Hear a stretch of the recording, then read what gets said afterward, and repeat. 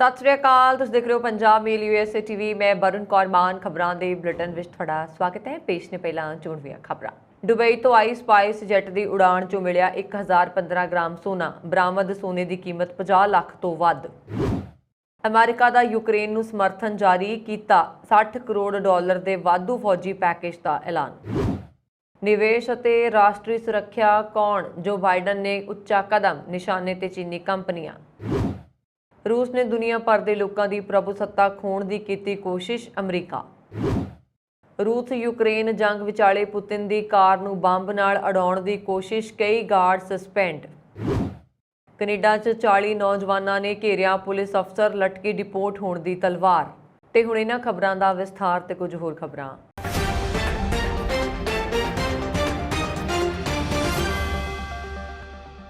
Custom विभाग की team ने दुबई तो आई स्पाइस जैट की उड़ान चो 1015 ग्राम सोना बरामद करने विच सफलता हासिल की है। बरामद किए सोने की अंतरराष्ट्रीय बाजार में कीमत 50 लाख रुपए तो वध दसी जा रही है। मिली जानकारी के मुताबक यह सोना एयरलाइन का स्टाफ मैंबर राहुल दुबई तो लिया सी। शक पैण ते उसकी तलाशी लई गई तो 1015 ग्राम सोना बरामद होया। विभाग वालों मामले की जांच की जा रही है। अमेरिका यूक्रेन नूं 600 मिलियन डॉलर की वाधू फौजी सहायता प्रदान करेगा। विदेश विभाग ने शुक्रवार नूं यह जानकारी दी। अमरीकी विदेश मंत्री एंटनी ब्लिंकन ने कहा कि मैं सितंबर 2021 तो यूक्रेन लई अमरीकी हथियारां ते साजो समान के 21वें ड्रा डाउन अधिकारित कर रहा हाँ। 600 मिलियन डॉलर के ड्रा डाउन विच अमेरिकी रखिया विभाग तो वाधू हथियार, गोला बारूद अते साजो समान शामिल है। अमरीकी फौज ने इस प्रशासन की शुरुआत तो लैके हुण तक यूक्रेन नूं लगभग 15.8 मिलियन डॉलर प्रदान किए हैं। उन्होंने कहा कि सहयोगियों ते भाईवालों के नाल अमरीका उन्हां हथियारां ते साजो समान नूं वंड रहा जिन्हां दी यूक्रेन की फौज प्रभावशाली ढंग नाल वरतों कर रही है, क्योंकि वो रूस के हमले का जवाब देना जारी रखे हुए ने। ब्लिंकन मुताबक राष्ट्रपति बाइडन ने स्पष्ट किया कि जदों तक स्थिति सुलझ नहीं जाती अमेरिका यूक्रेन के लोगों का समर्थन करेगा। उन्होंने कहा कि धीरज और दृढ़ इरादे नाल यूक्रेन के लोग अपनी मात भूमि की रक्षा कर रहे हैं। वो अपने भविख लई लड़ रहे हैं। अमेरिका लगातार यूक्रेन की मदद कर रहा। यूक्रेन भी बड़ी बहादुरी नाल जंग लड़ रहा और दुश्मनों नूं पिछे तक रहा है। उन्होंने कहा कि असीं जो समर्थन प्रदान कर रहे हैं वो यूक्रेन के लोगों की जंग के मैदान में मदद कर रहा और भविख विच गलबात लई यूक्रेन नूं भी मजबूत बना रहा। ब्लिंकन ने दोहराया कि अमेरिका ते उसके सहयोगी यूक्रेन का समर्थन करते हैं। जिक्रयोग है कि रूसी फौज ने मास्को द्वारा यूक्रेन के वक्रे खेतरां डोनेस्तक और लुहानसक नूं सुतंत्र संस्थावां वजों मानता देण तो 3 दिन बाद 24 फैबररी नूं यूक्रेन विच एक फौजी कार्रवाई शुरू की। ब्रिटेन, अमेरिका, कैनेडा और यूरोपी संघ समेत कई देशों ने यूक्रेन विच रूसी की फौजी कार्रवाई की निंदा की है। मास्को ते पाबंदियां लगाईयां ने। इन्हां देशों ने रूस नाल लड़न लई यूक्रेन की फौजी मदद करन दा वादा कीता है। अमेरिकी राष्ट्रपति जो बाइडन गुरुवार नूं विदेशी निवेश और राष्ट्रीय सुरक्षा के मद्देनज़र एक कार्यकारी आदेश से हस्ताक्षर कर सकते हैं। बाइडन प्रबंधन इस कार्यक्रम के आदेश का टीचा राष्ट्रीय सुरक्षा व्यवस्था नूं वधेरे मजबूत करना है। दरअसल अमेरिकी टैक्नोलॉजी खेतर विच निवेशक निवेश ते लगाम लगाउण लई अमेरिका द्वारा एक कदम उठाया जा रहा। खबर NEAP के देश व्हाइट हाउस वालों जानकारी दी गई है कि किसी खास कदम के खिलाफ नहीं उठाया जा रहा। व्हाइट हाउस के अधिकारियों ने कहा कि यह कदम अमेरिका विच विदेशी निवेश की निगरानी रखने वाली टीम वालों देखण नूं होएगा। अमेरिका ने दोष लगाया है कि रूस और उसके इशारे ते काम करने वालियां ने दुनिया भर के लोगों नूं प्रभुसत्ता संपन्न फैसले लैण की समर्था तो वांझे करने की कोशिश करके उन्हां दी प्रभुसत्ता खोण की कोशिश की है। अमेरिकी विदेश विभाग के बुलारे नैड प्राइस ने पत्रकार सम्मेलन विच कहा, असीं यूक्रेन ते रूस की जंग के संदर्भ में यूक्रेन की प्रभुसत्ता ते रूस के हमले बारे गल की है, पर रूस और उसके इशारे हेठ काम करने वालियां ने यूक्रेन समेत दुनिया भर के लोगों की प्रभुसत्ता नूं खोण की कोशिश की है। वो उन्होंने ये फैसला करने की योग्यता तो वांझे करने की कोशिश कर रहे हैं कि उन्होंने कौन कंट्रोल करेगा, उन्होंने अगवाई कौन करेगा ते उन्होंने चोणां विच कौन जितेगा। प्राइस ने कहा, रूस दीयां गतिविधियां नूं लैके साडीआं चिंतावां निश्चित तौर ते एक देश जां एक खेतर नूं लैके नहीं हन, सगों ये विश्व व्यापी ने। इसलिए असीं इस नूं रेखांकित करना चाहुंदे हां। उन्होंने कहा कि अमेरिका ने चोण प्रणालियां विच रूस के दखल बारे दुनिया भर के देशों नाल जानकारी साझी की है ਪ੍ਰਾਈਸ ਨੇ ਕਿਹਾ, ਜਦੋਂ ਸਾਡੇ ਕੋਲ ਰੂਸੀ ਦਖਲ-ਅੰਦਾਜ਼ੀ ਬਾਰੇ ਖੂਫੀਆ ਜਾਣਕਾਰੀ ਸਮੇਤ ਕੋਈ ਵੀ ਜਾਣਕਾਰੀ ਹੁੰਦੀ ਹੈ ਤਾਂ ਅਸੀਂ ਅਕਸਰ ਉਸ ਗੁਪਤ ਜਾਣਕਾਰੀ ਨੂੰ ਭਾਈਵਾਲ ਦੇਸ਼ਾਂ ਦੀਆਂ ਸਰਕਾਰਾਂ ਨਾਲ ਸਾਂਝਾ ਕਰਦੇ ਹਾਂ। ਅਸੀਂ ਉਸ ਦਖਲ-ਅੰਦਾਜ਼ੀ ਨੂੰ ਨਾਕਾਮ ਕਰਨ ਦੇ ਤਰੀਕੇ ਲੱਭਣ ਲਈ ਉਹਨਾਂ ਨਾਲ ਕੰਮ ਕਰਦੇ ਹਾਂ। ਕਈ ਵਾਰ ਉਹਨਾਂ ਨੂੰ ਜਨਤਕ ਵੀ ਕੀਤਾ ਜਾਂਦਾ ਹੈ। रूस यूक्रेन जंग विचाले रूसी राष्ट्रपति व्लादिमीर पुतिन ते हमला होया। पुतिन इस हमले विच बाल-बाल बच गए। हालांकि रूस ने अधिकारत तौर पर इसकी पुष्टि नहीं की है। मीडिया रिपोर्टों के मुताबिक पुतिन की लिमोजिन कार नेड़े बंब सुट्टिया गया, फिर एक जोरदार धमाके की आवाज़ सुनाई दी। हमला कदों ते कित्थे होया, इस बारे फिलहाल कोई जानकारी नहीं दी गई। मीडिया रिपोर्टों में दावा किया गया है कि पुतिन अपनी लिमोजिन कार विच घर परत रहे सन, फिर उन्हां ते जानलेवा हमला होया। 5 ਗੱਡੀਆਂ पुतिन की कार ਨੂੰ एस्कॉर्ट कर रही सन। पहली गड्डी ਨੂੰ एंबूलेंस ने रोकिया, इस तो बाद दूजी गड्डी ਨੂੰ भी रोक लिया गया। पुतिन तीजी कार विच बैठे सन। उन्हां दी कार ते खब्बे टायर नेड़े जोरदार धमाका होया ते धुआं उठण लगा। उन्हां दे सुरक्षा गार्ड तुरंत हरकत विच आ गए ते पुतिन ਨੂੰ सुरक्षित किसी होर थां ते लिजाया गया। यूक्रेन के एक अधिकारी ने दावा किया है कि 2 महीने पहला मई विच पुतिन के कतल की कोशिश की गई सी। इस विच उन्हां दा बचाव हो गया। यूक्रेन के खुफिया डायरैक्टोरेट के मुखी किरलो वुडनॉव ने कहा सी 2 महीने पहला पुतिन नूं मारन की सफल कोशिश की गई सी। एक रूसी टैलीग्राम चैनल के मुताबिक यह हमला आत्मघाती हो सकता है, क्योंकि पुतिन के काफले की पहली कार नूं रोकण वाली एंबूलेंस का ड्राइवर मृतक पाया गया सी। उसकी लाश मिली। इस दे नाल ही पुतिन नूं लेके जा रही इस पहली कार विच मौजूद 3 लोग लापता हो गए। रूसी टैलीग्राम चैनल ने दावा किया है कि पुतिन के हैड बॉडीगार्ड सने कई गार्डां नूं मुअत्तल करके ते नज़रबंद कर दिता गया। पुतिन की मूवमेंट बारे उन्हां दीआं सिक्योरिटी सर्विसिज तो इलावा किसी नूं भी नहीं पता सी, इसलिए गार्ड नूं मुअत्तल करन दा फैसला किया गया। रिपोर्टां के मुताबिक जंग की शुरुआत तो लैके भाव 24 फरवरी तो पुतिन के 7 नज़दीकी दोस्तों की मौत हो चुकी है। उन्हां विचों ज़्यादातर ने यूक्रेन ते हमले का विरोध किया। यूक्रेन ते हमले तो बाद पुतिन नूं रूसी अधिकारियों ते लोगों के विरोध का सामना करना पै रहा।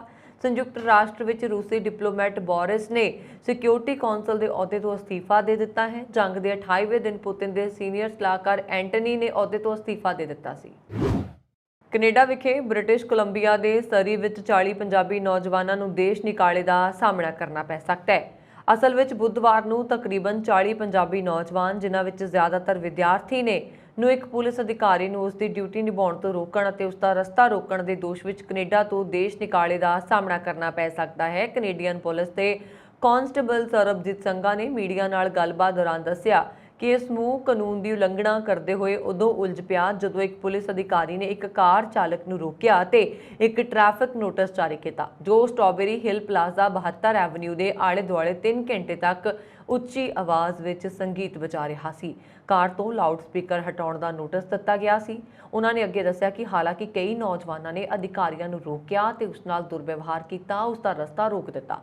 नौजवानों ने हाई बेस स्पीकर लगाए सन अते कार नूं मॉडिफाई किया सी। नोटिस ऑफ ऑर्डर के अनुसार कार ड्राइवर नूं अपने वाहन तो उच्च बास स्पीकर नूं हटाउणा पैंदा है। कांस्टेबल ने कहा कि नौजवान ने कथित तौर पर पुलिस अधिकारी नाल दुर्व्यवहार किया ते उसका रस्ता रोक दिता। घटना की वीडियो रिकॉर्डिंग विच 40 नौजवान, जिन्हां च ज़्यादातर विद्यार्थी ने, पुलिस की कार के बोनट से सट मारते हुए देखे जा सकते हैं। उन्हां विचों एक ने पुलिस की कार का दरवाज़ा खोलण की कोशिश की। इन्हां सारिਆਂ ਨੂੰ देश निकाले का सामना करना पएगा। पिछले साल स्ट्रॉबेरी हिल्स के कई नौजवानों को गुंडागर्दी करन देश निकाला दिता गया सी। भारतीय मूल की अमेरिकी सियासी कारकुन शेफाली रज़दान दुग्गल नूं नीदरलैंड विच अमेरिका की अगली राजदूत वजों नियुक्त किया गया है। अमेरिकी सैनेट ने आवाज़ वोट राही इस अहुदे लई दुग्गल के नां की पुष्टि की है। दुग्गल तो इलावा सीनियर प्रशासनिक अहुदिਆਂ ते 2 होर लोगों की नियुक्ति नूं प्रवानगी दी गई है। कश्मीरी पंडित भाईचारे नाल संबंधित दुग्गल का जन्म हरिद्वार विच होया सी अते जदों वो 2 साल की सी तां उन्हां दा परिवार पेंसिल्वेनिया के पिट्सबर्ग आ गया सी। फिर जदों वो 5 साल की हुई तां उन्हां दा परिवार ओहियो दे सिंसिनाटी विच बस गया, जिथे वो वड्डी हुई। उन्होंने मियामी यूनीवर्सिटी तो ग्रैजुएशन की अते न्यूयॉर्क यूनीवर्सिटी तो मास्टर की डिग्री हासिल की।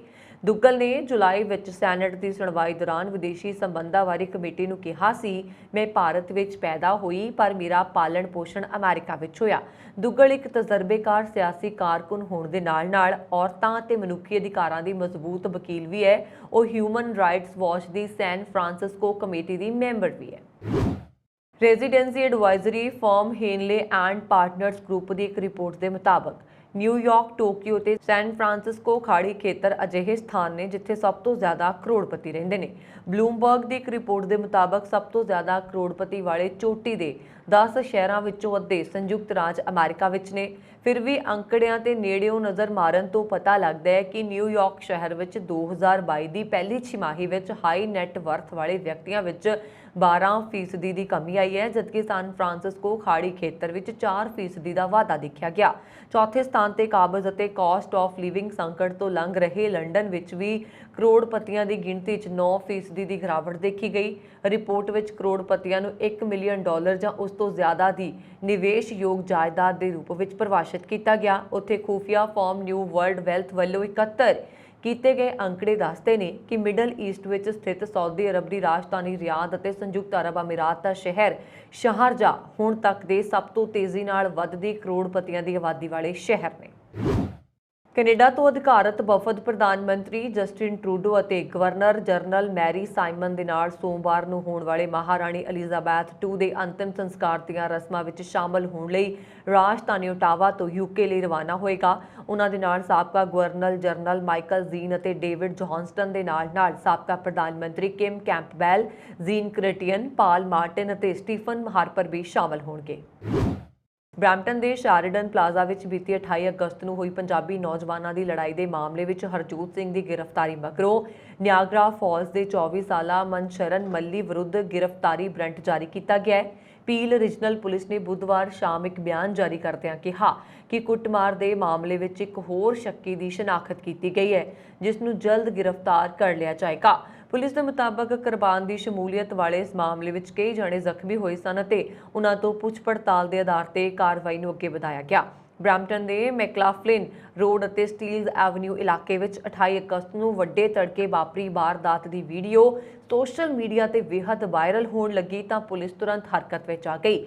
ਮਾਮਲੇ ਦੀ ਪਹਿਲੀ ਗ੍ਰਿਫਤਾਰੀ ਵੁੱਡਸਟਾਕ ਦੇ ਹਰਜੋਤ ਸਿੰਘ ਵਜੋਂ ਕੀਤੀ ਗਈ ਹੈ ਅਤੇ ਹੁਣ ਮਨਸ਼ਰਨ ਮੱਲੀ ਨੂੰ ਹਿਰਾਸਤ ਵਿੱਚ ਲੈਣ ਲਈ ਗ੍ਰਿਫਤਾਰੀ ਵਾਰੰਟ ਜਾਰੀ ਕੀਤੇ ਗਏ ਨੇ। ਬਰੈਂਪਟਨ ਦੇ ਮੇਅਰ ਦੀ ਚੋਣ ਲੜ ਰਹੀ ਨਿੱਕੀ ਕੌਰ ਦੇ ਦਫ਼ਤਰ ਵਿੱਚ ਕਾਰ ਵੱਜਣ ਦੀ ਘਟਨਾ ਭਾਵੇਂ ਹਾਦਸਾ ਸਾਬਤ ਹੋ ਗਈ, ਪਰ ਕੌਂਸਲਰ ਦੀ ਚੋਣ ਲੜ ਰਹੇ ਰਮਨ ਬਾਸੂਦੇਵ ਦੀ ਕੁੱਟਮਾਰ ਨੇ ਭਾਰਤੀ ਮੂਲ ਦੇ ਲੋਕਾਂ ਨੂੰ ਝੰਜੋੜ ਕੇ ਰੱਖ ਦਿੱਤਾ। 66 ਸਾਲ ਦੇ ਰਮਨ ਬਾਸੂਦੇਵ ਵਾਰਡ 3 ਅਤੇ 4 ਤੋਂ ਉਮੀਦਵਾਰ ਨੇ ਅਤੇ 2 ਜਾਣਿਆਂ ਨੇ ਉਹਨਾਂ ਦੇ ਘਰ ਦੇ ਬਿਲਕੁਲ ਨੇੜੇ ਹਮਲਾ ਕੀਤਾ। ਰਮਨ ਬਾਸੂਦੇਵ ਨਹੀਂ ਜਾਣਦੇ ਕਿ ਇਹ ਹਮਲਾ ਸਿਆਸੀ ਤੌਰ ਤੇ ਪ੍ਰੇਰਿਤ ਜਾਂ ਹਮਲਾਵਰ ਕਿਸੇ ਹੋਰ ਮਕਸਦ ਨਾਲ ਆਏ ਸਨ, ਪਰ ਉਹਨਾਂ ਨੇ ਪੂਰੇ ਜੋਸ਼ ਨਾਲ ਕੌਂਸਲਰ ਦੀ ਚੋਣ ਲੜਨ ਅਤੇ ਪ੍ਰਚਾਰ ਜਾਰੀ ਰੱਖਣ ਦਾ ਐਲਾਨ ਕੀਤਾ ਹੈ। ਪੱਤਰਕਾਰਾਂ ਨਾਲ ਗੱਲਬਾਤ ਕਰਦਿਆਂ ਉਹਨਾਂ ਨੇ ਕਿਹਾ, ਮੈਂ ਨਹੀਂ ਜਾਣਦਾ ਕਿ ਹਮਲਾਵਰ ਕਿਸ ਇਰਾਦੇ ਨਾਲ ਆਏ ਸਨ। ਉਹ ਮੇਰੇ ਨੇੜੇ ਆਉਂਦੇ ਗਏ ਤੇ ਆਖਰਕਾਰ ਹਮਲਾ ਕਰ ਦਿੱਤਾ। ਮੈਂ ਉਹਨਾਂ ਨੂੰ ਲਗਾਤਾਰ ਇਹੀ ਸਵਾਲ ਕਰਦਾ ਰਿਹਾ ਕਿ ਆਖਰ ਉਹ ਕੀ ਚਾਹੁੰਦੇ ਨੇ। ਰਮਨ ਬਾਸੂਦੇਵ ਦੇ ਮੁਤਾਬਕ ਉਹ ਸਵੇਰੇ 5 ਵਜੇ ਆਪਣੇ ਘਰ ਨੇੜੇ ਡਾਕ ਇਕੱਠੇ ਕਰ ਰਹੇ ਸਨ ਕਿ 2 ਜਣੇ ਅਚਾਨਕ ਆ ਧਮਕੇ। ਉਹਨਾਂ ਨੇ ਰਮਨ ਬਾਸੂਦੇਵ ਦੇ ਚਿਹਰੇ ਅਤੇ ਪਿੱਠ ਤੇ ਜ਼ੋਰਦਾਰ ਵਾਰ ਕੀਤੇ। ਹਮਲਾ ਇੰਨਾ ਅਚਾਨਕ ਹੋਇਆ ਕਿ ਰਮਨ ਬਾਸੂਦੇਵ ਨੂੰ ਸੰਭਲਣ ਦਾ ਮੌਕਾ ਨਾ ਮਿਲਿਆ, ਪਰ ਅਚਾਨਕ ਹਮਲਾਵਰ ਉੱਥੋਂ ਦੌੜ ਗਏ। ਓਨਟਾਰੀਓ ਵਿੱਚ ਹਸਪਤਾਲ ਦਾ ਮੰਜਾ ਵਿਹਲਾ ਕਰਨ ਤੋਂ ਨਾ ਕਰਨ ਵਾਲੇ ਬਜ਼ੁਰਗਾਂ ਨੂੰ $400 ਰੋਜ਼ਾਨਾ ਖਰਚ ਦੇਣਾ ਹੋਏਗਾ ਤੇ ਉਹਨਾਂ ਨੂੰ 150 ਕਿਲੋਮੀਟਰ ਦੇ ਘੇਰੇ ਵਿੱਚ ਕਿਸੇ ਵੀ ਨਰਸਿੰਗ ਹੋਮ ਵਿੱਚ ਭੇਜਿਆ ਜਾ ਸਕਦਾ ਹੈ। ਡਗ ਫੋਰਡ ਸਰਕਾਰ ਵੱਲੋਂ ਅਗਸਤ ਦੇ ਅੰਤ ਵਿੱਚ ਪਾਸ ਕੀਤੇ ਬਿੱਲ 7, ਜਿਸ ਨੂੰ ਮੋਰ ਬੈਡਸ ਬੈਟਰ ਕੇਅਰ ਐਕਟ ਵਜੋਂ ਵੀ ਜਾਣਿਆ ਜਾਂਦਾ ਹੈ, ਦੇ ਵਿਸਤਾਰਤ ਵੇਰਵੇ ਬੁੱਧਵਾਰ ਨੂੰ ਸਿਹਤ ਮੰਤਰੀ ਨੇ ਜਾਰੀ ਕੀਤੇ ਤੇ $400 ਰੋਜ਼ਾਨਾ ਵਾਲਾ ਖਰਚਾ 20 ਨਵੰਬਰ ਤੋਂ ਲਾਗੂ ਕੀਤਾ ਜਾ ਰਿਹਾ। ਸੂਬੇ ਦੇ ਲੌਂਗ ਟਰਮ ਕੇਅਰ ਮਾਮਲਿਆਂ ਬਾਰੇ ਮੰਤਰੀ ਪੌਲ ਕੈਲੈਂਡਰਾ ਨੇ ਕਿਹਾ ਕਿ ਜਿਹੜਾ ਬਜ਼ੁਰਗ ਮਰੀਜ਼ 20 ਨਵੰਬਰ ਤੋਂ 24 ਘੰਟੇ ਦੇ ਅੰਦਰ ਹਸਪਤਾਲ ਵੱਲੋਂ ਛੁੱਟੀ ਦੇਣ ਤੇ ਮੰਜਾ ਖਾਲੀ ਨਹੀਂ ਕਰੇਗਾ, ਉਸ ਤੋਂ ਇਹ ਖਰਚਾ ਵਸੂਲ ਕੀਤਾ ਜਾਏਗਾ। ਇਸ ਹਿਸਾਬ ਨਾਲ 1 ਮਹੀਨਾ ਹਸਪਤਾਲ ਵਿੱਚ ਰਹਿਣ ਤੇ ਬਜ਼ੁਰਗ ਨੂੰ $12,000 ਦੇਣੇ ਹੋਣਗੇ, ਜਦਕਿ ਨਵਾਂ ਕਾਨੂੰਨ ਆਉਣ ਤੋਂ ਪਹਿਲਾਂ $62.18 ਦਾ ਖਰਚਾ ਵਸੂਲ ਕੀਤਾ ਜਾਂਦਾ ਸੀ। ਸਿਹਤ ਮੰਤਰੀ ਸਿਲਵੀਆ ਜੌਨਸ ਨੇ ਪੱਤਰਕਾਰਾਂ ਨਾਲ ਗੱਲਬਾਤ ਕਰਦਿਆਂ ਕਿਹਾ ਕਿ $400 ਦੀ ਰਕਮ ਇਸ ਕਰਕੇ ਤੇ ਲਾਗੂ ਕੀਤੀ ਜਾ ਰਹੀ ਹੈ ਕਿਉਂਕਿ ਹਸਪਤਾਲਾਂ ਵਿੱਚ ਨਵੇਂ ਮਰੀਜ਼ ਭਰਤੀ ਕਰਨ ਵਿੱਚ ਦਿੱਕਤਾਂ ਆ ਰਹੀਆਂ ਨੇ। ਪਾਕਿਸਤਾਨ ਵਿੱਚ ਆਏ ਭਿਆਨਕ ਹੜ੍ਹ ਨੇ ਦੇਸ਼ ਦੇ ਵੱਡੇ ਹਿੱਸੇ ਨੂੰ ਡੁਬੋ ਦਿੱਤਾ। ਹੁਣ ਤੱਕ ਲਗਭਗ 1500 ਲੋਕਾਂ ਦੀ ਜਾਨ ਜਾ ਚੁੱਕੀ ਹੈ। ਪਾਕਿਸਤਾਨ ਵਿੱਚ ਹੜ੍ਹ ਪ੍ਰਭਾਵਿਤ ਲੋਕਾਂ ਨੂੰ ਰਾਹਤ ਸਮੱਗਰੀ ਲਗਾਤਾਰ ਵੰਡੀ ਜਾ ਰਹੀ ਹੈ। ਅਧਿਕਾਰੀਆਂ ਨੇ ਤਬਾਹੀ ਤੋਂ ਪ੍ਰਭਾਵਿਤ ਲੱਖਾਂ ਲੋਕਾਂ ਲਈ ਰਾਹਤ ਕਾਰਜ ਤੇਜ਼ ਕਰ ਦਿੱਤੇ ਨੇ। ਪਾਕਿਸਤਾਨ ਵਿੱਚ ਰਿਕਾਰਡ ਮੌਨਸੂਨ ਮੀਂਹ ਅਤੇ ਉੱਤਰੀ ਪਹਾੜਾਂ ਵਿੱਚ ਗਲੇਸ਼ੀਅਰ ਪਿਘਲਣ ਕਾਰਨ 220 ਮਿਲੀਅਨ ਦੀ ਆਬਾਦੀ ਵਿੱਚੋਂ 33 ਮਿਲੀਅਨ ਲੋਕ ਪ੍ਰਭਾਵਿਤ ਹੋਏ ਨੇ। ਹੜ੍ਹਾਂ ਕਾਰਨ ਘਰਾਂ, ਆਵਾਜਾਈ, ਫਸਲਾਂ ਤੇ ਪਸ਼ੂ ਧਨ ਨੂੰ $30 ਬਿਲੀਅਨ ਦਾ ਨੁਕਸਾਨ ਹੋਣ ਦਾ ਅਨੁਮਾਨ ਹੈ।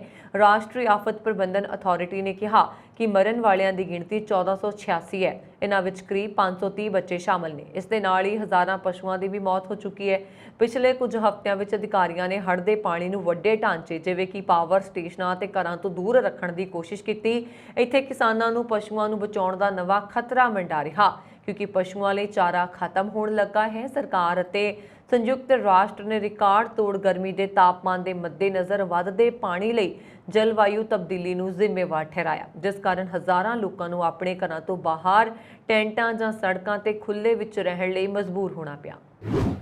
ਬਰਤਾਨੀਆ ਦੀ ਮਹਾਰਾਣੀ ਐਲਿਜ਼ਾਬੈਥ ਦੀਆਂ 19 ਸਤੰਬਰ ਦਿਨ ਸੋਮਵਾਰ ਨੂੰ ਸਰਕਾਰੀ ਸਨਮਾਨਾਂ ਨਾਲ ਅੰਤਿਮ ਰਸਮਾਂ ਅਦਾ ਕੀਤੀਆਂ ਜਾਣਗੀਆਂ। ਇਸ ਮੌਕੇ ਅਮਰੀਕਾ ਦੇ ਰਾਸ਼ਟਰਪਤੀ ਜੋ ਬਾਈਡਨ ਅਤੇ ਭਾਰਤ ਦੀ ਰਾਸ਼ਟਰਪਤੀ ਦ੍ਰੌਪਦੀ ਮੁਰਮੂ ਸਣੇ ਲਗਭਗ 500 VIP ਸ਼ਾਮਲ ਹੋਣਗੇ। ਅਮਰੀਕਾ ਤੇ ਭਾਰਤ ਦੇ ਰਾਸ਼ਟਰਪਤੀ ਤੋਂ ਇਲਾਵਾ ਬੈਲਜੀਅਮ, ਸਵੀਡਨ, ਨੀਦਰਲੈਂਡਸ ਅਤੇ ਸਪੇਨ ਦੇ ਰਾਜਾ ਰਾਣੀ ਵੀ ਸ਼ਾਮਲ ਹੋਣਗੇ। ਫਰਾਂਸ, ਬ੍ਰਾਜ਼ੀਲ, ਨਿਊਜ਼ੀਲੈਂਡ, ਸ੍ਰੀਲੰਕਾ, ਤੁਰਕੀ ਆਦਿ ਦੇਸ਼ਾਂ ਦੇ ਮੁਖੀ ਵੀ ਇਸ ਮੌਕੇ ਪਹੁੰਚ ਰਹੇ ਨੇ, ਜਦਕਿ ਰੂਸ, ਬੈਲਾਰੂਸ, ਮਿਆਂਮਾਰ ਅਤੇ ਈਰਾਨ ਨੂੰ ਸੱਦਾ ਨਹੀਂ ਦਿੱਤਾ ਗਿਆ।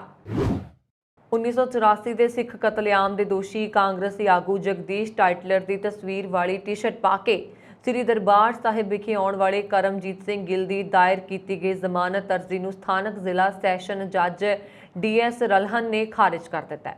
ਇਸ ਸੰਬੰਧੀ ਕੁਲਵਿੰਦਰ ਸਿੰਘ ਰਾਮਦਾਸ ਨੇ ਦੱਸਿਆ ਕਿ ਕਰਮਜੀਤ ਸਿੰਘ ਗਿੱਲ ਦੇ ਵਕੀਲਾਂ ਨੇ ਅਦਾਲਤ ਵਿੱਚ ਦਲੀਲ ਦਿੱਤੀ ਹੈ ਕਿ ਉਸ ਦਾ ਧਾਰਮਿਕ ਭਾਵਨਾਵਾਂ ਭੜਕਾਉਣ ਦਾ ਕੋਈ ਇਰਾਦਾ ਨਹੀਂ, ਸਗੋਂ ਆਪਣੇ ਸਿਆਸੀ ਗੁਰੂ ਦੀ ਤਸਵੀਰ ਵਾਲੀ ਟੀ-ਸ਼ਰਟ ਪਾ ਕੇ ਮੱਥਾ ਟੇਕਣ ਗਿਆ ਸੀ, ਜੋ ਕਿ ਇੱਕ ਅਪਰਾਧ ਨਹੀਂ ਹੈ।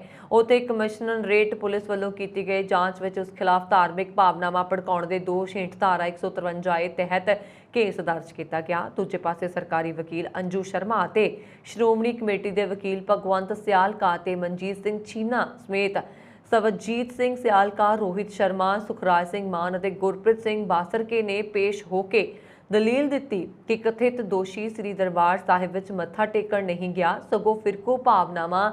ਉਹਨਾਂ ਨੇ ਕਿਹਾ ਕਿ ਇਹ ਵਿਅਕਤੀ ਪਹਿਲਾਂ ਦੂਸਰੀ ਟੀ-ਸ਼ਰਟ ਪਾ ਕੇ ਸ੍ਰੀ ਦਰਬਾਰ ਸਾਹਿਬ ਅੰਦਰ ਦਾਖਲ ਹੋਇਆ ਸੀ, ਪਰ ਬਾਅਦ ਵਿੱਚ ਇਸਨੇ ਜਗਦੀਸ਼ ਟਾਈਟਲਰ ਦੀ ਟੀ-ਸ਼ਰਟ ਵਾਲੀ ਤਸਵੀਰ ਪਾਈ, ਸ੍ਰੀ ਦਰਬਾਰ ਸਾਹਿਬ ਵਿੱਚ ਤਸਵੀਰਾਂ ਖਿੱਚੀਆਂ ਤੇ ਬਾਅਦ ਵਿੱਚ ਇਹਨਾਂ ਨੂੰ ਸੋਸ਼ਲ ਮੀਡੀਆ ਤੇ ਵਾਇਰਲ ਕੀਤਾ, ਜਿਸ ਤੋਂ ਸਪਸ਼ਟ ਹੈ ਕਿ ਉਹ ਸਿੱਖ ਕੌਮ ਦੀਆਂ ਧਾਰਮਿਕ ਭਾਵਨਾਵਾਂ ਨੂੰ ਭੜਕਾਉਣ ਲਈ ਹੀ ਸ੍ਰੀ ਦਰਬਾਰ ਸਾਹਿਬ ਵਿਖੇ ਗਿਆ ਸੀ। ਸਾਰੀਆਂ ਦਲੀਲਾਂ ਸੁਣਨ ਤੋਂ ਬਾਅਦ ਅਦਾਲਤ ਨੇ ਮੁਲਜ਼ਮ ਦੀ ਜ਼ਮਾਨਤ ਅਰਜ਼ੀ ਰੱਦ ਕਰ ਦਿੱਤੀ। ਸਿੰਗਾਪੁਰ ਦੀ ਅਦਾਲਤ ਵੱਲੋਂ ਭਾਰਤੀ ਮੂਲ ਦੇ 22 ਸਾਲਾ ਨੌਜਵਾਨ ਨੂੰ ਚਾਕੂ ਨਾਲ ਇੱਕ ਅਜਨਬੀ ਨੂੰ ਮਾਰਨ ਦੇ ਦੋਸ਼ ਵਿੱਚ ਉਮਰ ਕੈਦ ਦੀ ਸਜ਼ਾ ਸੁਣਾਈ ਗਈ। ਸੂਰਜਸੀਕਰਨ ਦਿਵਕਾਰ ਮਨੀ ਤ੍ਰਿਪਾਠੀ ਨੇ ਹੱਤਿਆ ਦਾ ਦੋਸ਼ ਮੰਨ ਲਿਆ। ਚੈਨਲ ਨਿਊਜ਼ ਏਸ਼ੀਆ ਨੇ ਦੱਸਿਆ ਹੈ ਕਿ ਉਸਨੇ 10 ਮਈ 2020 ਨੂੰ 38 ਸਾਲ ਦੇ ਤਾਏ ਰੂਈ ਹਾਓ ਨੂੰ ਚਾਕੂ ਮਾਰ ਦਿੱਤਾ। ਜਦੋਂ ਉਹ ਦੋਵੇਂ ਜੌਗਿੰਗ ਕਰ ਰਹੇ ਸਨ, ਉਹ ਤਾਏ ਦੋਵੇਂ ਪੁੰਗਰਗੌਲ 'ਚ ਰਹਿੰਦੇ ਸਨ, ਪਰ ਇੱਕ ਦੂਜੇ ਨੂੰ ਨਹੀਂ ਜਾਣਦੇ ਸੀ। ਜਾਣਕਾਰੀ ਦੇ ਅਨੁਸਾਰ ਸੂਰਜ ਸਿਕਰਨ ਲਈ 10 ਮਈ ਇੱਕ ਮਹੱਤਵਪੂਰਨ ਤਾਰੀਖ ਸੀ, ਕਿਉਂਕਿ ਇਸ ਦਿਨ ਉਸਦੇ ਪਿਤਾ ਨੇ ਆਪਣੇ ਪਰਿਵਾਰ ਨੂੰ ਛੱਡ ਦਿੱਤਾ ਸੀ। ਉਸ ਦਿਨ ਜਦੋਂ ਤਾਏ ਦੌੜਦੇ ਸਮੇਂ ਸੂਰਜ ਸਿਕਰਨ ਤੋਂ ਅੱਗੇ ਲੰਘ ਗਿਆ ਤਾਂ ਸੂਰਜ ਸਿਕਰਨ ਨੇ ਆਪਣੇ ਖਿੱਚ ਕੱਢਣ ਦੇ ਲਈ ਤਾਏ ਦਾ ਕਤਲ ਕਰ ਦਿੱਤਾ। ਬੁੱਕ ਮਾਈ ਸ਼ੋਅ ਦੇ ਪ੍ਰਮੋਟਰਾਂ ਨੇ ਵੀਰਵਾਰ ਨੂੰ ਦੱਸਿਆ ਕਿ ਮਸ਼ਹੂਰ ਪੌਪ ਸਟਾਰ ਜਸਟਿਨ ਬੀਬਰ ਨੇ ਸਿਹਤ ਕਾਰਨਾਂ ਕਰਕੇ ਆਪਣੇ ਜਸਟਿਨ ਬੀਬਰ ਵਰਲਡ ਟੂਰ ਤੇ ਭਾਰਤ ਦੌਰੇ ਨੂੰ ਰੱਦ ਕਰ ਦਿੱਤਾ। ਗ੍ਰੈਮੀ ਪੁਰਸਕਾਰ ਜੇਤੂ ਜਸਟਿਨ ਬੀਬਰ ਨੇ ਆਪਣੇ ਜਸਟਿਨ ਬੀਬਰ ਵਰਲਡ ਟੂਰ ਦੇ ਹਿੱਸੇ ਵਜੋਂ ਭਾਰਤ ਦੇ ਦੌਰੇ ਮੌਕੇ 18 ਅਕਤੂਬਰ 2022 ਨੂੰ ਨਵੀਂ ਦਿੱਲੀ ਵਿਖੇ ਸ਼ੋਅ ਕਰਨਾ ਸੀ, ਪਰ ਚਿਹਰੇ ਦਾ ਅਧਰੰਗ ਹੋਣ ਦੇ ਚੱਲਦੇ ਹੁਣ ਉਹ ਭਾਰਤ ਨਹੀਂ ਆ ਸਕਣਗੇ। ਉਹਨਾਂ ਨੇ ਦੱਸਿਆ ਹੈ ਕਿ ਸੰਗੀਤ ਸ਼ੋਅ ਰੱਦ ਕੀਤੇ ਜਾਣ ਤੇ ਉਹ ਬਹੁਤ ਨਿਰਾਸ਼ ਨੇ। ਕੋਰੋਨਾ ਮਹਾਮਾਰੀ ਵੇਲੇ ਬੰਦ ਹੋਏ ਭਾਰਤ ਭੂਟਾਨ ਸਰਹੱਦ ਸਥਿਤ ਗੇਟ ਹੁਣ 23 ਸਤੰਬਰ ਨੂੰ ਮੁੜ ਖੋਲ੍ਹੇ ਜਾਣਗੇ। ਭਾਰਤ ਤੇ ਭੂਟਾਨ ਸਰਹੱਦ ਤੇ ਸਮਦਰੂਪ, ਚੌਂਖਾਰ ਤੇ ਅਸਾਮ ਦੀ ਸਰਹੱਦ ਨਾਲ ਲੱਗਦੇ ਜ਼ਲੇਫੂ ਦੇ ਗੇਟ ਸੈਲਾਨੀਆਂ ਲਈ ਖੋਲ੍ਹ ਦਿੱਤੇ ਜਾਣਗੇ। ਬੁੱਧਵਾਰ ਨੂੰ ਗ੍ਰਹਿ ਅਤੇ ਸੱਭਿਆਚਾਰਕ ਮਾਮਲਿਆਂ ਦੇ ਮੰਤਰਾਲੇ 'ਚ ਹਿਮਾਲੀਅਨ ਕਿੰਗਡਮ ਦੇ ਡਾਇਰੈਕਟਰ ਤਾਸ਼ੀ ਪੈਨਜ਼ੋਰ ਨੇ ਕਿਹਾ ਕਿ ਕੋਰੋਨਾ ਮਹਾਮਾਰੀ ਸੰਬੰਧੀ ਹਾਲਾਤਾਂ ਤੇ ਕਾਬੂ ਪਾਉਣ ਮਗਰੋਂ ਹੁਣ ਭੂਟਾਨ ਸਰਕਾਰ ਵੱਲੋਂ ਸਰਹੱਦ ਖੋਲ੍ਹਣ ਦਾ ਫੈਸਲਾ ਕੀਤਾ ਹੈ। ਯੂਕਰੇਨ ਤੋਂ ਪਰਤੇ ਮੈਡੀਕਲ ਵਿਦਿਆਰਥੀਆਂ ਨੂੰ ਭਾਰਤ ਦੇ ਕਾਲਜਾਂ 'ਚ ਦਾਖਲਾ ਦੇਣ ਦੀ ਮੰਗ ਤੇ ਸੁਪਰੀਮ ਕੋਰਟ ਵਿੱਚ ਵੀਰਵਾਰ ਨੂੰ ਸੁਣਵਾਈ ਟਲ ਗਈ ਹੈ। ਇਸ ਮਾਮਲੇ 'ਚ ਕੇਂਦਰ ਸਰਕਾਰ ਨੇ ਸੁਪਰੀਮ ਕੋਰਟ 'ਚ ਇੱਕ ਹਲਫਨਾਮਾ ਦਾਖਲ ਕਰਕੇ ਕਿਹਾ ਕਿ ਇਹਨਾਂ ਮੈਡੀਕਲ ਵਿਦਿਆਰਥੀਆਂ ਨੂੰ ਭਾਰਤ ਦੇ ਕਾਲਜਾਂ 'ਚ ਦਾਖਲਾ ਦੇਣਾ ਕਾਨੂੰਨੀ ਤੌਰ ਤੇ ਸੰਭਵ ਨਹੀਂ ਹੈ। ਸਰਕਾਰ ਨੇ ਕਿਹਾ ਕਿ ਉਹ ਵਿਦਿਆਰਥੀ ਨੇ ਜੋ ਜਾਂ ਤਾਂ ਨੀਟ 'ਚ ਘੱਟ ਅੰਕਾਂ ਕਾਰਨ ਜਾਂ ਸਸਤੀ ਪੜ੍ਹਾਈ ਲਈ ਉੱਥੇ ਗਏ ਸਨ।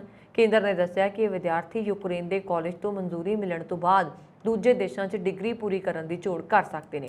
ਕੇਂਦਰ ਨੇ ਹਲਫਨਾਮੇ 'ਚ ਕਿਹਾ ਕਿ ਜੇਕਰ ਇਹਨਾਂ ਵਿਦਿਆਰਥੀਆਂ ਨੂੰ ਖਰਾਬ ਮੈਰਿਟ ਦੇ ਬਾਵਜੂਦ ਦੇਸ਼ ਦੇ ਸਭ ਤੋਂ ਪ੍ਰਮੁੱਖ ਮੈਡੀਕਲ ਕਾਲਜਾਂ 'ਚ ਦਾਖਲਾ ਦਿੱਤਾ ਜਾਂਦਾ ਹੈ ਤਾਂ ਇਹ ਉਹਨਾਂ ਵਿਦਿਆਰਥੀਆਂ ਨਾਲ ਨਾਇਨਸਾਫੀ ਹੋਏਗੀ ਜੋ ਘੱਟ ਨੀਟ ਸਕੋਰ ਕਾਰਨ ਇਹਨਾਂ ਕਾਲਜਾਂ 'ਚ ਦਾਖਲਾ ਨਹੀਂ ਲੈ ਸਕੇ ਅਤੇ ਉਹਨਾਂ ਨੂੰ ਹੋਰ ਕਾਲਜਾਂ 'ਚ ਦਾਖਲਾ ਲੈਣਾ ਪਿਆ। ਦੂਜੇ ਪਾਸੇ ਇਹ ਵੀ ਕਿਹਾ ਗਿਆ ਕਿ ਜੇਕਰ ਇਹਨਾਂ ਵਿਦਿਆਰਥੀਆਂ ਨੂੰ ਦੇਸ਼ ਦੇ ਪ੍ਰਾਈਵੇਟ ਕਾਲਜਾਂ 'ਚ ਦਾਖਲਾ ਦਿੰਦੇ ਆ ਤਾਂ ਉਹ ਪ੍ਰਾਈਵੇਟ ਮੈਡੀਕਲ ਕਾਲਜਾਂ ਦੀਆਂ ਫੀਸਾਂ ਭਰਨ ਦੇ ਸਮਰੱਥ ਵੀ ਨਹੀਂ ਹੋ ਸਕਦੇ ਨੇ। ਭਾਰਤ ਦੇ ਮੱਧ ਪ੍ਰਦੇਸ਼ ਦੇ ਕੂਨੋ ਨੈਸ਼ਨਲ ਪਾਰਕ ਲਈ ਇੱਥੋਂ 8 ਚੀਤਿਆਂ ਨੂੰ ਲਿਜਾਣ ਲਈ ਇੱਕ ਵਿਸ਼ੇਸ਼ V747 ਜਹਾਜ਼ ਨਾਮੀਬੀਆ ਦੀ ਰਾਜਧਾਨੀ ਵਿੰਡਹੌਕ ਪਹੁੰਚ ਗਿਆ। ਭਾਰਤ ਵਿੱਚ 1950 ਦੇ ਬਾਅਦ ਚੀਤਿਆਂ ਦੇ ਅਲੋਪ ਹੋਣ ਦੇ ਬਾਅਦ ਉਹਨਾਂ ਨੂੰ ਫਿਰ ਤੋਂ ਦੇਸ਼ ਵਿੱਚ ਭੇਜਿਆ ਜਾ ਰਿਹਾ। ਚੀਤਿਆਂ ਨੂੰ ਲਿਆਉਣ ਲਈ ਭੇਜੇ ਗਏ ਜਹਾਜ਼ ਵਿੱਚ ਵਿਸ਼ੇਸ਼ ਪ੍ਰਬੰਧ ਕੀਤੇ ਗਏ।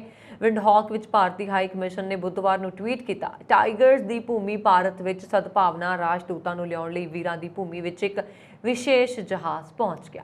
ਚੀਤਿਆਂ ਦੇ ਅੰਤਰ ਮਹਾਦੀਪੀ ਪ੍ਰਵਾਸ ਦੇ ਇੱਕ ਪ੍ਰੋਜੈਕਟ ਦੇ ਹਿੱਸੇ ਵਜੋਂ ਇੱਕ ਕਾਰਗੋ ਜਹਾਜ਼ ਵਿੱਚ 8 ਚੀਤੇ 17 ਸਤੰਬਰ ਨੂੰ ਰਾਜਸਥਾਨ ਦੇ ਜੈਪੁਰ ਪਹੁੰਚਣਗੇ। ਇਹਨਾਂ ਵਿੱਚੋਂ 5 ਮਾਦਾ ਤੇ 3 ਨਰ ਨੇ। ਇਸ ਤੋਂ ਬਾਅਦ ਜੈਪੁਰ ਤੋਂ ਹੈਲੀਕਾਪਟਰ ਰਾਹੀਂ ਮੱਧ ਪ੍ਰਦੇਸ਼ ਦੇ ਸ਼ਿਓਪੁਰ ਜ਼ਿਲ੍ਹੇ ਵਿੱਚ ਆਪਣੇ ਨਿਵਾਸ ਕੂਨੋ ਨੈਸ਼ਨਲ ਪਾਰਕ ਜਾਣਗੇ। ਸਾਬਕਾ ਮੁੱਖ ਮੰਤਰੀ ਕੈਪਟਨ ਅਮਰਿੰਦਰ ਸਿੰਘ ਆਪਣੀ ਸਿਆਸੀ ਪਾਰਟੀ ਪੰਜਾਬ ਲੋਕ ਕਾਂਗਰਸ ਨੂੰ ਭੰਗ ਕਰਕੇ ਭਾਜਪਾ ਵਿੱਚ ਸ਼ਮੂਲੀਅਤ ਕਰ ਸਕਦੇ ਨੇ।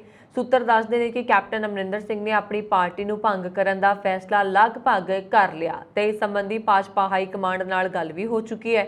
ਪਿਛਲੇ ਸਾਲ ਹੋਈਆਂ ਵਿਧਾਨ ਸਭਾ ਚੋਣਾਂ ਪੰਜਾਬ ਲੋਕ ਕਾਂਗਰਸ ਅਤੇ ਪੰਜਾਬ ਭਾਜਪਾ ਨੇ ਸਾਂਝੇ ਤੌਰ ਤੇ ਚੋਣਾਂ ਲੜੀਆਂ ਸਨ।